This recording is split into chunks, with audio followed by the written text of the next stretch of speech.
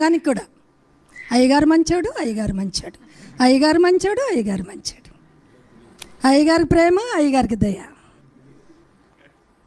ఇప్పుడు అర్థమైందా? అర్థమైందా? సంఘం చెప్పండి, నిజంగా ప్రేమిస్తున్నానా లేదా? అర్థమైందా?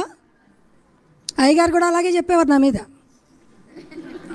మీ అమ్మగారిలా, మీ అమ్మగారిలా, మీ అమ్మగారిలా. ఆ ఇంజెక్షన్స్ మీలో పనిచేసాయి. నా దేవుడు ఎవరో, నా దేవుడు నేనెవరో చూపించాడు.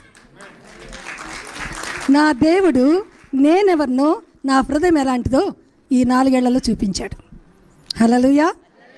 ఆయన నమ్మతగినవాడు, ఆయన సిగ్గుపరిచే దేవుడు కాదు, యథార్థవంతుల పక్షమున వ్యాజ్యమాడే దేవుడు. హల్లెలూయా. మరి ఆయన ఆరోగ్యంగా ఉన్నప్పుడు ఎలా ప్రేమించాను, అనారోగ్యంలో కూడా అలాగే ప్రేమిస్తున్నాను, అంతకన్నా ఎక్కువ ప్రేమిస్తున్నాను. ఏ రోజు ఆయన భోజనం కానీ, బ్రేక్ఫాస్ట్ కానీ, మందులు కానీ, లేక ఆయన గతంలో ఆయన చేసిన పనులు కానీ ఎత్తి చూపించడం కానీ, ఇన్సల్ట్ చేయటం కానీ, మాటలతో బాధ పెట్టడం కానీ లేదు. ఫుల్ పిట్ మీద ఉండి చెప్తున్నాను. మీ ముందే ఉన్నారు, అడగండి అయ్యగారిని. నా ప్రతిదీ నా దేవునికి అప్పచెప్పుకుంటున్నాను. ఆయన చూసుకుంటాడు.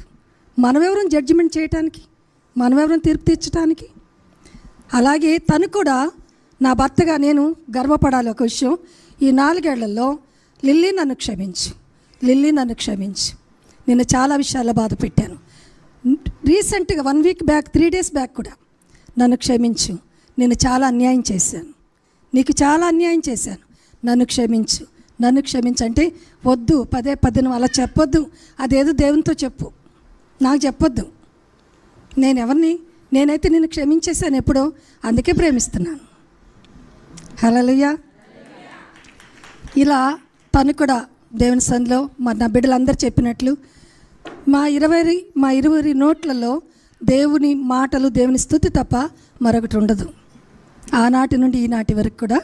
అందుకే దేవుడు తన దాసుని ఆయుష్ను కూడా పొడిగిస్తున్నారు.